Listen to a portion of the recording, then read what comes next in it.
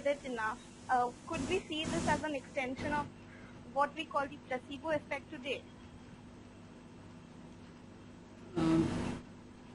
You see, I do not know so much about medicine, but as far as I know that the placebo is something which is not a medicine but which is given as a medicine, and people take it believing it to be a medicine, and as a result of that, or maybe because of psychological reasons of believing it, sometimes they get cured. I suppose you are talking about that, the placebo effect. Yes, sir.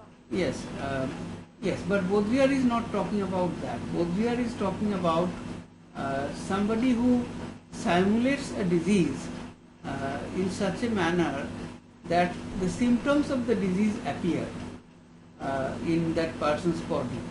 Now, this is possible because of psychosomatic reasons.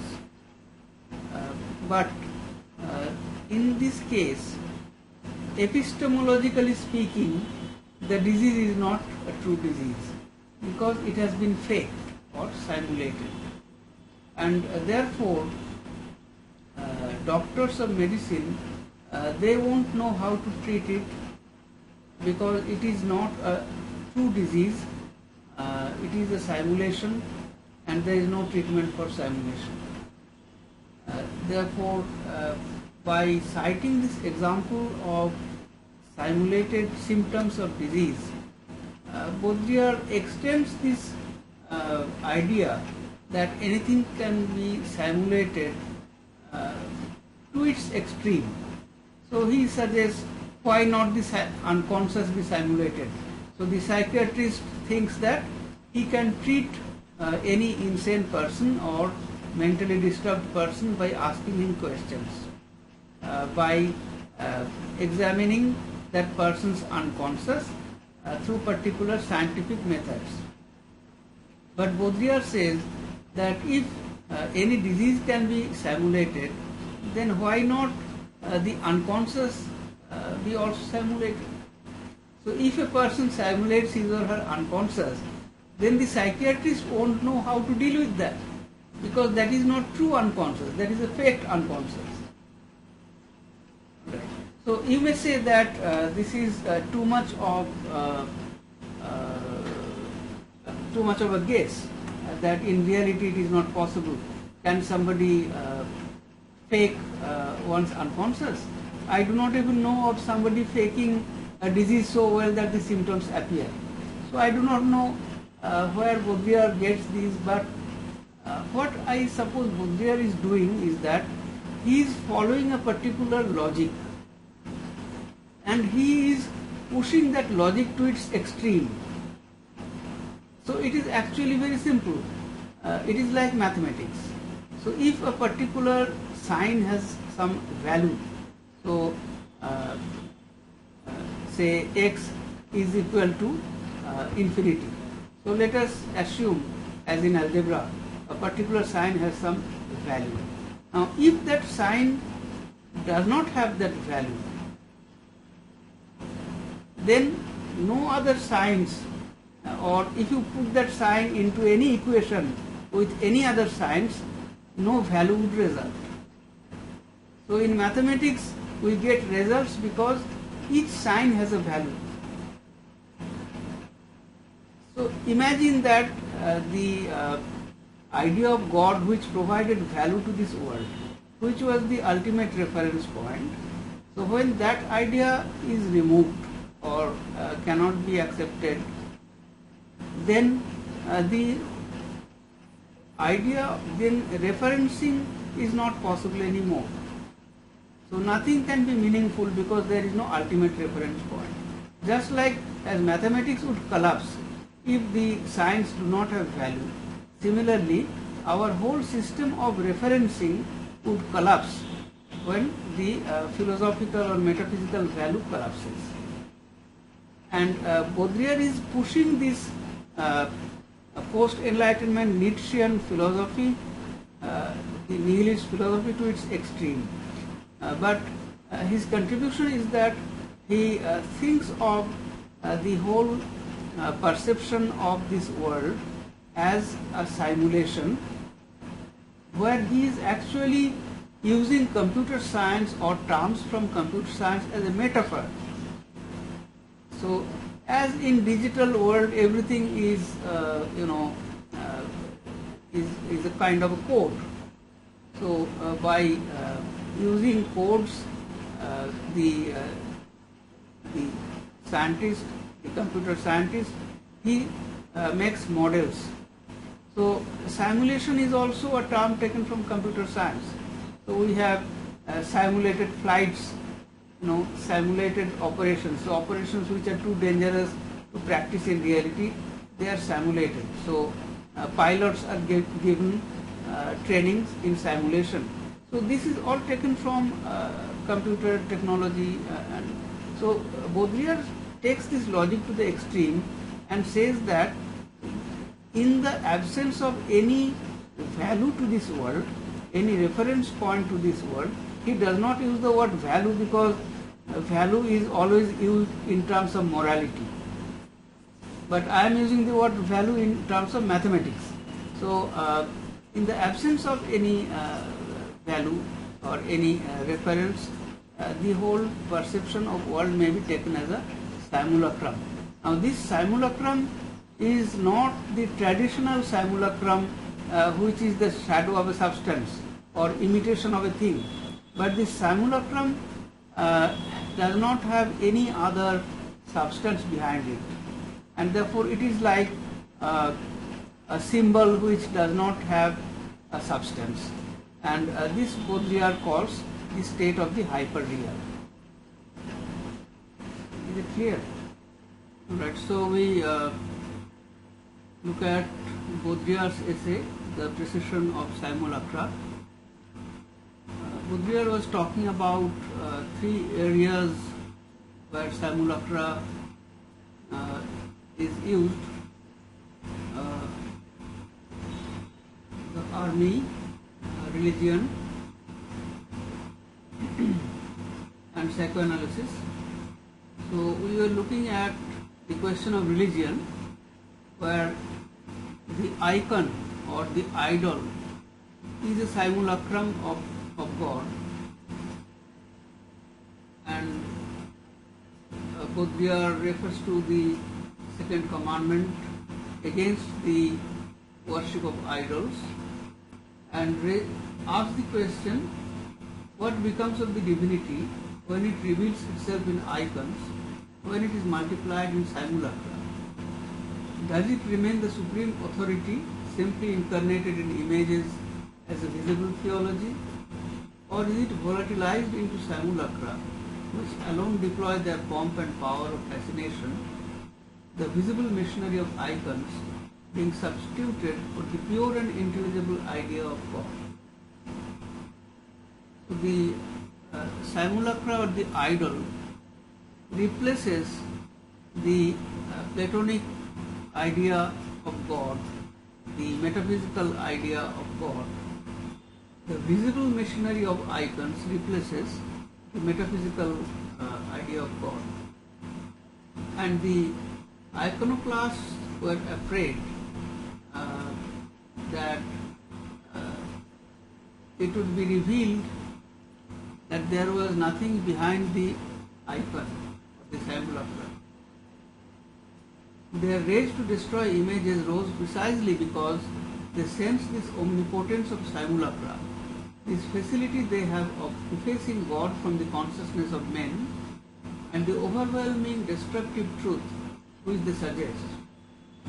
And what is this overwhelming truth and why it is destructive?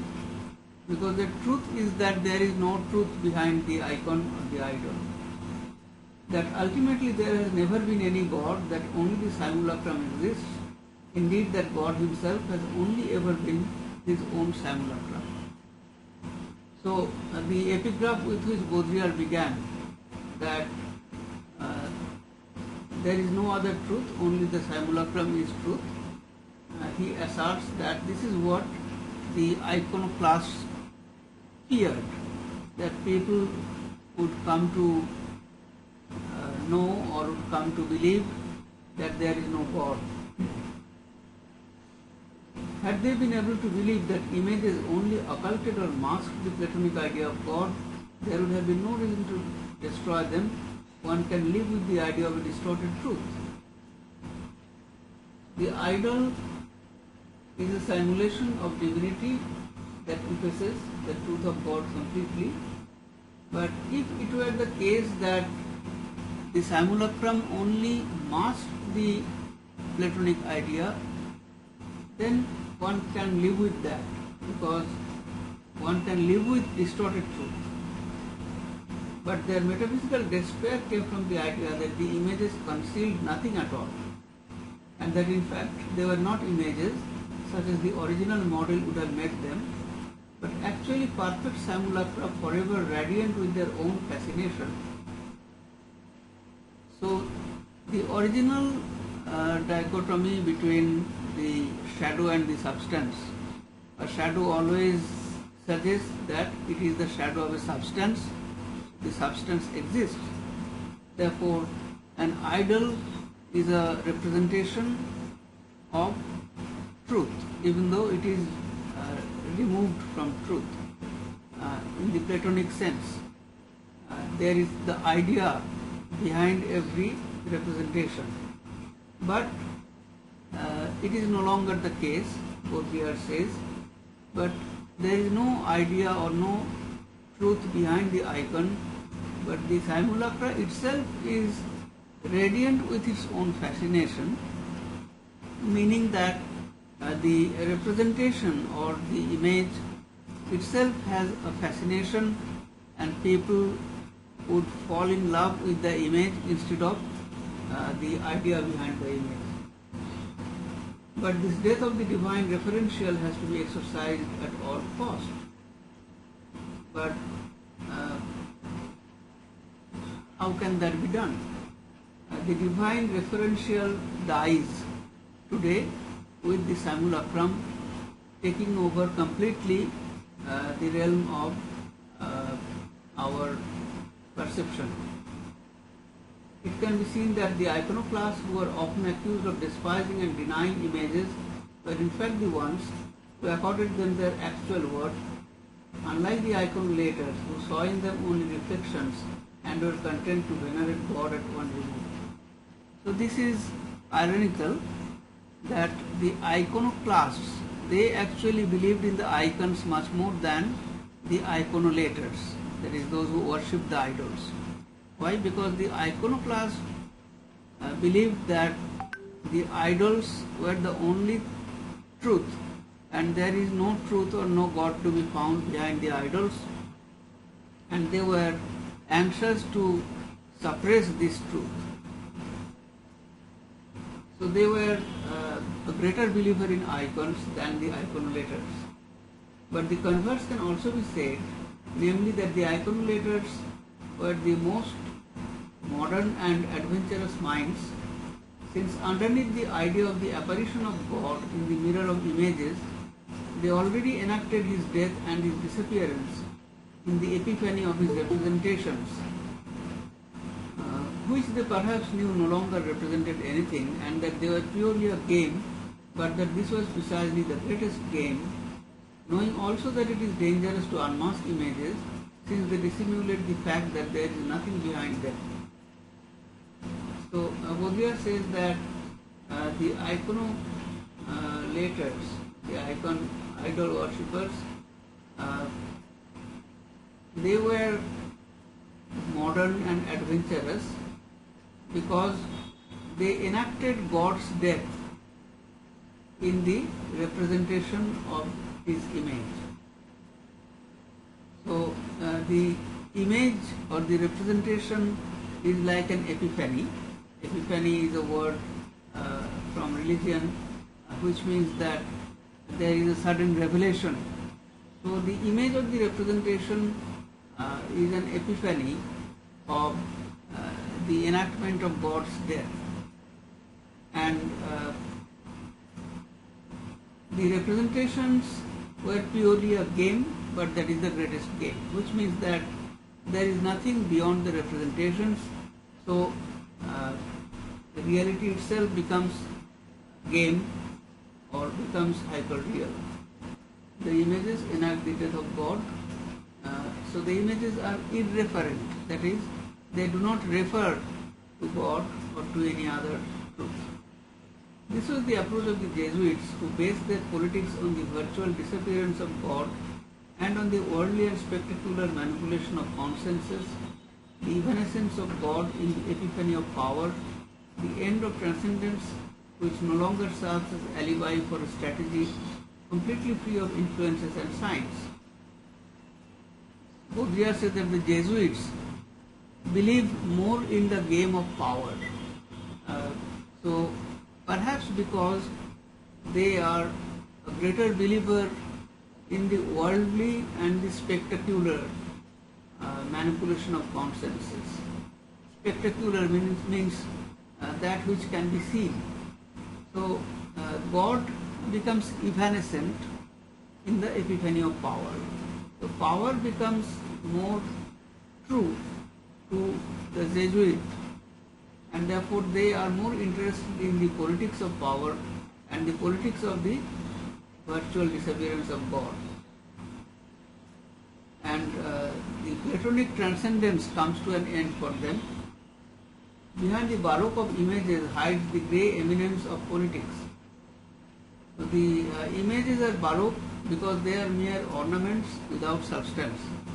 In the baroque style of art and architecture, there was a greater emphasis on ornamentation rather than on substance. And grey eminence, this phrase is a reference to the Father Joseph, the Capuchin monk, who was confessor to Cardinal Richelieu and who was thought to be the true center of power during the reign of Louis XIII. So this father, probably a Jesuit father, he had this grey eminence because he had the real power behind the power of the monarch. So the monarch was like an icon, but the real power was in the hand of Father Joseph. Therefore his eminence is grey, meaning shadowy. Thus perhaps at stake has always been the murderous capacity of images, murderers of the real, murderers of their own model, as the Byzantine icons could murder the divine identity. So the Byzantine tradition of art and representation of gods or representation of the Trinity in their mosaics. So this tradition attached a greater importance to representation, to iconography, and it murdered the divine identity. So this part of the discourse is an explanation of the issue of idol worship and the opposition to such idol worship in the Christian tradition. So the real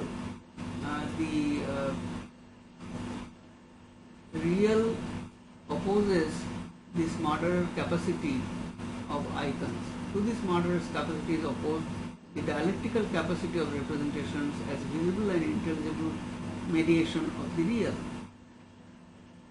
So if we believe in the real, if we believe in truth in the manner of Plato, then that is dialectical because it is both visible as well as intelligible, that is in the realm of ideas, and that truth or real opposes the power of the images.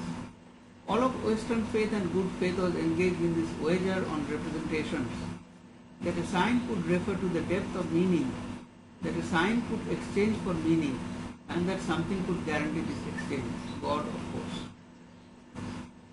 So this is one way of looking at the use of sign in the Western tradition. A sign can become meaningful only because of its referentiality. So as long as a sign could exchange the true thing for the sign, it could express some meaning. But how can this meaning be guaranteed? This was guaranteed only by a final point of reference, which was God. But what if God himself can be simulated, that is to say reduced to the signs which attest his existence? So if God, the idea of God becomes only a mere sign or a simulation rather than any truth, then what happens? Then the whole system collapses. It becomes weightless. It is no longer anything but a gigantic simulacrum, not unreal, but a simulacrum, never again exchanging for what is real, but exchanging in itself in an uninterrupted circuit without reference or circumference. Alright, so we have to remember that traditionally a sign stood for a thing, for a particular meaning. Therefore, the system of sign depended upon referentiality for its meaning. But if it is believed that this meaning is absent, in the absence of God, there is no referentiality, so the sign, it cannot exchange itself for any meaning, but it becomes circular. So it is an uninterrupted circuit which refers back to itself. It does not refer to anything outside itself. Therefore, this is a situation which is not unreal, because the unreal is the opposite of real. But when the sign refers back to itself, that is not unreal, but Baudrillard calls it hyper-real. So it is with simulation, insofar as it is opposed to representation. The latter starts from the principle that the sign and the real are equivalent. Even if this equivalence is utopian, it is a fundamental axiom. Conversely, simulation starts from the utopia of this principle of equivalence. So in the absence of an ultimate reference point that would provide meaning to signs, the whole world is a simulacrum, which is a simulacrum which does not exchange itself for real, but is an endless circuit without reference. Now, when in this system of referencing or the system of equivalence, that is, the sign is equal to the real, when this equivalence is utopian, that is, there is no real, then the system itself or the fundamental axiom itself is violated. Conversely, simulation starts from the utopia of this principle of equivalence, from the radical negation of the sign as value, from the sign as reversion and death sentence of every reference.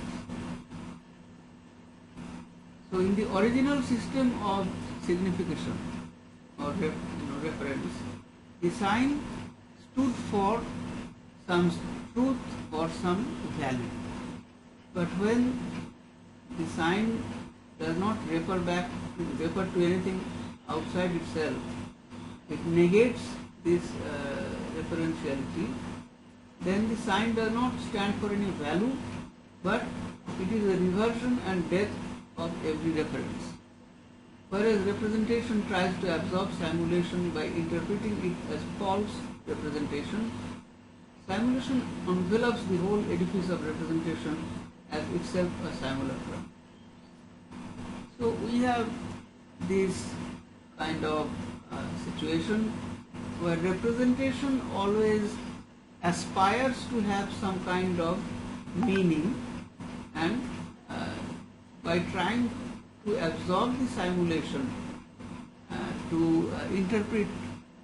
by trying to interpret it as false representation, representation suggests that there is a true representation. a truth behind representation. On the other hand, simulation envelops the whole edifice of representation as itself a simulacrum. So this referentiality is at stake when the whole process of representation by sign becomes a simulacrum. So the successive phases or stages of what happens to an image is described in this manner. It is the reflection of a basic reality. So at the beginning, an image is a reflection of a basic reality. So this is what is believed in Aristotelian mimesis. Even in Platonic mimesis, it is believed that the basic reality is the idea in God's mind. So the reflection theory, that the image is a reflection of a reality. Second step, it masks and perverts a basic reality. So whenever the reality is masked, there comes the question of unmasking it. So by unmasking it, the true reference or the reality can be found. So that is the second step. The third step, it masks the absence of a basic reality. So at the third stage, it becomes clear that there is no such thing as reality. So the real is absent. But this absence is concealed, like the iconoclasts believed that God is absent, but the image conceals the absence of God. And the fourth stage, it bears no relation to any reality whatever, it is its own pure simulacrum. So at the fourth stage it becomes clear that referentiality becomes untenable because the sign does not refer to anything outside itself, it refers back to itself. So the whole thing, the whole representation, the process becomes a simulacrum. Alright. So what Baudrillard suggests is that simulacrum comes out as the only truth. Therefore, there is no other truth behind the simulacrum. In the first case, the image is a good appearance, the representation is of the order of sacrament. So as long as the image is a reflection of reality, this reality could be God. This representation is a sacrament, means that it refers to some sacred thing. In the second stage, it is an evil appearance of the order of malefice because it perverts a basic reality, therefore it is evil. Now notice that in this step-by-step development, first there is good, then there is evil, and finally we will see that good and evil will evaporate or will disappear. So the second stage is evil or malefice. In the third, it plays at being an appearance. It is of the order of sorcery. So the absence, it masks the absence of basic reality. This is magic or sorcery because there is no reality, but that truth is not let out. That truth is masked by representation, so it is a kind of sorcery. In the fourth stage, it is no longer in the order of appearance at all, but of simulation. So when it is clear that this absence of reality cannot be masked any longer, cannot be concealed any longer, and it becomes clear that there is no reality at all, then it becomes only simulation and there is no appearance or no representation. The transition from science which dissimulates something to science which dissimulates that there is nothing marks the decisive turning point. Science which dissimulates something, that is, science which deceive others by trying to hide something, that is kind of simulation, and when it dissimulates that there is nothing, that is another decisive stage. The first implies a theology of truth and secrecy, to which the notion of ideology still belongs. The second inaugurates an age of simulacra and simulation. However, the second stage is still one of dissimulation. The first stage is one where people believe that there is some truth, and therefore this truth must be kept hidden at all costs. So that is the realm of ideology and where there is a theology of truth and secrecy, according to Baudrillard. The second stage is the dissimulation, when the absence of truth is kept concealed, and that is the simulation, that is 1 degree further deception, where the absence of truth is concealed, and in this stage there is no longer any God to recognize his own, nor any last judgment to separate truth from false, which means that at this stage theology disappears. There is no last judgment, the real from artificial resurrection. Nothing can distinguish between these anymore, since everything is already dead and reasoned in advance. So when can one believe in resurrection? When one believes that there is some truth and this truth is hidden or it dies, for example with the death of Christ, and then the truth is resurrected. So that resurrection is possible when one believes in truth. But when one does not believe in truth anymore, then everything is already dead and reasoned, but reasoned in a non-referential way, in a spectral way, one may say. When the real is no longer what it used to be, nostalgia assumes its full meaning. There is a proliferation of myths of origin and science of reality, of second-hand truth, objectivity and authenticity. So, through these different steps, reality gradually disappears, or our belief in reality, our belief in truth disappears. But with this disappearance also rises a nostalgia for an age when people believed in truth.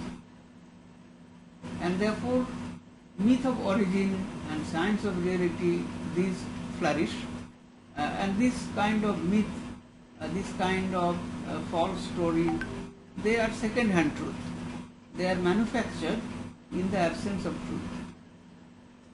There is an escalation of the true, of the lived experience, a resurrection of the figurative, where the object and substance have disappeared, and there is a panic-stricken production of the real and the referential, above and parallel to the panic of material production. So, this is a stage where one is nostalgic about truth. One is also panic-stricken that the real is disappearing. So there is an attempt to produce the real and the referential. And this is how simulation appears in the phase that concerns us, a strategy of the real, neoreal and hyperreal, whose universal W is a strategy of deterrence. So Baudrillard suggests that when one finds that the real is disappearing or has disappeared, then one in a panic-stricken mode tries to substitute the real with something which one may call neo-real or hyper-real and so on. And the function of this double of the real is deterrence. Now he is using a term taken from contemporary politics. Deterrence is a term taken from politics. It is usually used with reference to nuclear strategy. So he would speak about proxy wars. Proxy wars deter nuclear war. Proxy wars are like simulations, and the nuclear war is like the real. So you see a mix of philosophical discourse with political discourse here, which is of course a heady mix. Baudrillard here hints at something he will discuss at length later, the way in which proxy conflicts of various kinds, including the Vietnam War, serve as simulations standing for but deterring the nuclear war between the United States and the USSR. Baudrillard discusses two wars, the Vietnam War and the Algerian War, and he says that in both these cases these wars were proxy wars, because in the Vietnam War we see that the United States seems to be defeated and withdraws from Vietnam. In the Algerian War we see that the imperial power of France seems to be defeated and withdraws from war. But Baudrillard says that these wars were actually proxy wars. Basically, the war was between the United States and USSR. And the proxy war, or the smaller war, was to stop or prevent this greater war from happening. Hyperreal and imaginary. So now that he has kind of established the idea of hyperreal, where the real vanishes and the new situation of neoreal or hyperreal is established, where everything is simulacrum and there is no truth behind the simulacrum. Now he goes on to talk about hyperreal and imaginary at a greater level. Disneyland is a perfect model of all the entangled orders of simulation. To begin with, it is a play of illusions and phantasms. So, about this theory of simulation, there is always a notion of play or game. Like video games, video games are simulations. And the purpose of such simulation or game is to replace the actual game. So Disneyland apparently is an amusement park, but it is based on a play of illusions and phantasms. Pirates, the frontier, future world, etc. This imaginary world is supposed to be what makes the operation successful. So you notice that here we find a focus on the imaginary. So this fighting with pirates or the frontier in American consciousness encroaching more and more land of the indigenous people and extending the frontier. These or future world, so these are in the American imaginary, and for the Americans, this imaginary is more powerful on their consciousness than the actual world. This imaginary world is supposed to be what makes the operation successful, but what draws the crowds is undoubtedly much more the social microcosm, the miniaturized and religious reveling in real America, in its delights and drawbacks.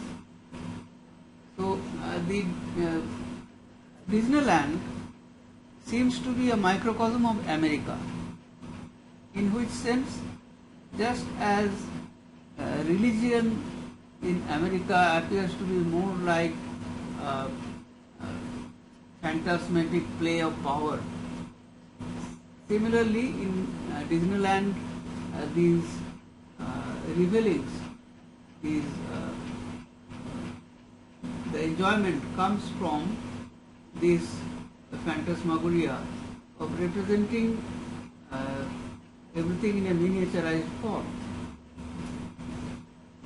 Then he speaks about the contrast between the parking lot and the park itself, the Disney park, the Disneyland, the amusement park. So in the amusement park one sees a huge crowd, but the parking lot remains completely lonely. So here he reads this dysfunctional nature of American life. You park outside, queue up inside, and are totally abandoned at the exit. In this imaginary world, the only phantasmagoria is the inherent warmth and affection of the crowd, and in that sufficiently excessive number of gadgets used there to specifically maintain the multitudinous effect. Now, in America, one is used to vast distances. The land is so big that, and the population is sparse, so people almost live solitary lives. The neighbor often remaining or living at a much greater distance than usual. So people who are used to such distances and such loneliness, they enjoy the situation where there is a crowd. Now, to understand this properly, we cannot think from our Indian point of view or Indian consciousness, where the crowd is natural and the loneliness or the distance is almost absent. So you have to imagine how in America it is otherwise, that people mostly settle on a lonely spot, and the next neighbor would be, there would be a distance of miles with the next neighbor. So such people, they would create an artificial environment of crowd, and they feel this warmth and affection of the crowd, and in that sufficiently excessive number of gadgets. So the gadgets are used to create the effect of the multitude, that is the crowd. The contrast with the absolute solitude of the parking lot, a veritable concentration camp, is total. So notice the evil image of the concentration camp. The Jews were sent by the Nazis to concentration camps. So where there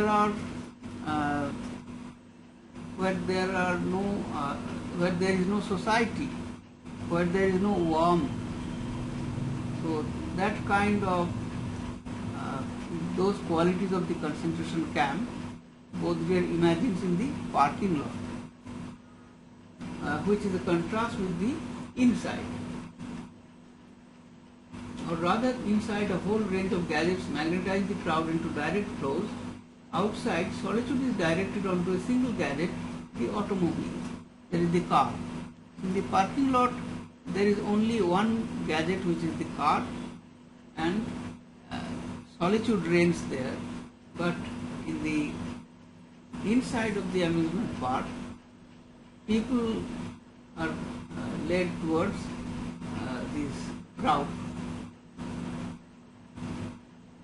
By an extraordinary coincidence, one that undoubtedly belongs to the peculiar enchantment of this universe, this deep frozen infantile world happens to have been conceived and realized by a man who is himself now cryogenized, Walt Disney, who awaits his resurrection at minus 180 degrees centigrade. So, Baudrillard says that this whole thing, the imagination of such a thing is infantile.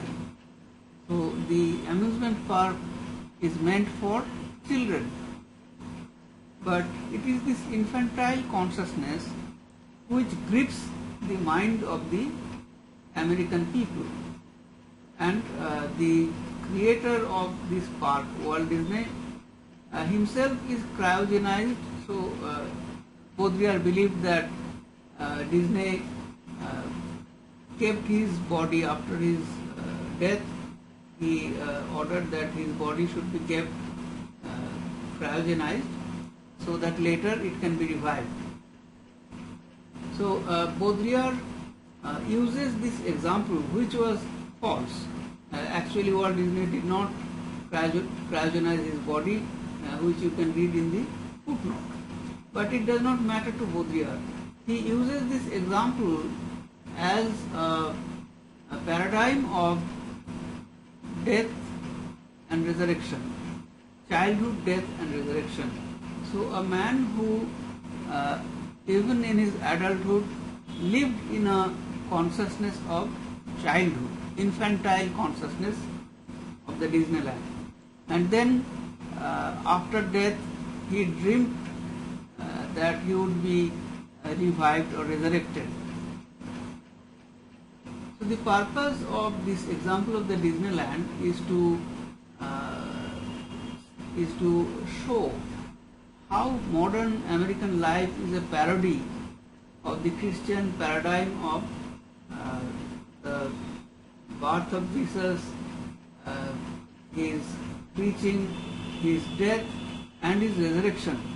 So if Jesus stands for truth, then in this paradigm of Disneyland, truth dies and hopes to be resurrected. The objective profile of America then may be traced throughout Disneyland, even down to the morphology of individuals and the crowd. All its values are exalted here in miniature and comic strip form. So that is another aspect of Disneyland, that everything is represented in a miniature form, which can be compared to a comic strip, embalmed and pacified. Whence the possibility of an ideological analysis of Disneyland, digest of the American way of life, panegyric to American values, idealized transposition of a contradictory reality. So Baudrillard says that it is possible to make an analysis of how Disneyland represents the American way of life, or the belief system where life is represented as a kind of infantile dream, and it actually is a trace of American values, but it is an idealization and contradictory to reality. To be sure, but this conceals something else, and that ideological blanket exactly serves to cover over a third order simulation. Okay, so the Disneyland is a second order simulation because as Baudrillard suggests, that life itself is a simulation, there is no truth behind life, and when life is thus miniaturized and represented in Disneyland in a kind of almost parodic form, that is the second order simulation. But then one can think of a third order simulation, that is the ideological representation. Disneyland is there to conceal the fact that it is the real country, all of real America, which is Disneyland, just as prisons are there to conceal the fact that it is the social in its entirety, in its banal omnipresence, which is carceral. So the imaginary hides the fact that the real does not exist. There is only hyper-real. So this is the ideological function of Disneyland. What is the ideological function? And this ideological function may be called the third order simulation. What is it? That it is there to hide the fact that real America is Disneyland. There is no other real country apart from Disneyland, because America appears itself as dysfunctional and as imitative and as futile and as infantile as Disneyland. So as prisons appear to be there to conceal the fact that society itself is a prison. So here Baudrillard is drawing from Michel Foucault's idea that society is carceral, or society itself is prison. When Foucault analyzed the birth of the institution of the mental asylum in the 18th century. And this mental asylum, where the lives of the mentally sick were controlled, this model was imposed upon all levels of society, school, colleges, universities, and ultimately prisons. So prisons are prison is the basic paradigm of society, of institutionalized society, according to Foucault. And that is why he said that society is carceral. And Baudrillard here says that the function of the prison is to make people forget that there is no liberal society outside the walls of the prison. The entire society is like a prison, but that truth is concealed by the existence of the prison, which appears to be carceral, and the rest of the society, the rest of the world is believed to be not carceral, which is not true. So its function is to create an illusion. Similarly, Disneyland creates this illusion that there is a greater America apart from Disneyland, that Disneyland is only a model. But actually, Baudrillard suggests that the whole of America is as infantile, as puerile, and as elusive as Disneyland. Disneyland is presented as imaginary in order to make us believe that the rest is real, when in fact all of Los Angeles and the America surrounding it are no longer real, but of the order of the hyperreal and of simulation. So you may know that in Los Angeles there is a copy of everything. There is a pyramid, there is an Eiffel Tower. So every important things of the world, they are recreated, and a false simulation of the world is created in Los Angeles. So according to Baudrillard, that much of America is thus not real anymore. There is always an attempt in America to create, or one may say recreate, very well-known parts of the world like Paris, London, Italy. So this attempt to imitate the actual world in America. So you find in America cities with the names of cities in England. So this is kind of imitative practice. So this is not real. It is of the order of hyperreal and of simulation. It is no longer a question of a false representation of reality, but of concealing the fact that the real is no longer real, and thus of saving the reality principle. Baudrillard says that in ideology, one represents reality in a false manner. But here it is not a case of ideology anymore. It is just an attempt to conceal that there is nothing called real. And by concealing this, the reality principle is maintained or saved. The Disneyland imaginary is neither true nor false. It is a deterrence machine set up in order to rejuvenate in reverse the fiction of the real. Whence the debility, the infantile degeneration of this imaginary. So deterrence. Deterrence from what? Deterrence from knowing that there is no real. So if there is a false representation, then we believe that there is a true thing outside there. So if there is a false pyramid, we see that it is a copy of the actual pyramid in Egypt. So it is a deterrent. But Baudrillard suggests that we are in a situation when there is no truth or no real anymore. Therefore, the representation of the simulation is an attempt to stop people from knowing the absence of reality. That is why it is a deterrent. But it leads to infantile degeneration of the imaginary. It is meant to be an infantile world in order to make us believe that the adults are elsewhere in the real world, and to conceal the fact that real childishness is everywhere, particularly among those adults who go there to act the child in order to foster illusions as to their real childishness. So, Baudrillard suggests that we tend to believe that there are adults who are serious, grave, and not childish.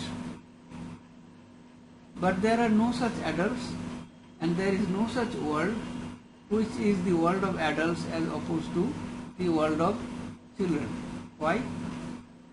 Because Baudrillard does not say it or does not explain it, but I suppose if we look at the political order of our world, we see that the world leaders behave most irresponsibly.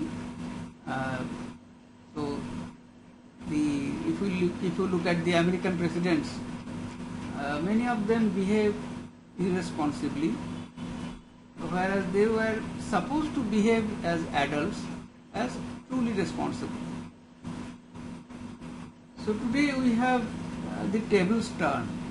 The young children are coming forward as activists and trying to speak the truth to the adults that the world needs to be saved.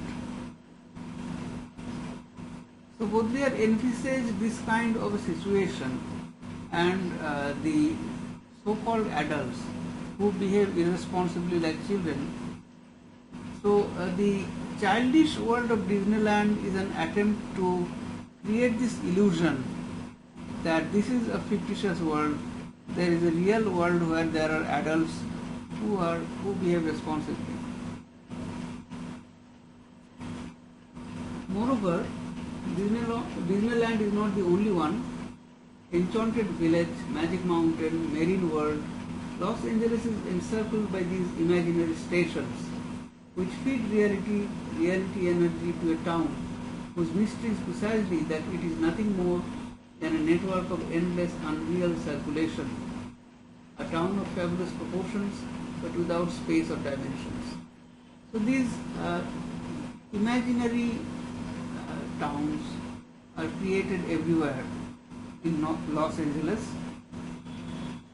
but this is a world of simulation, and this is something that would gradually grip the entire world.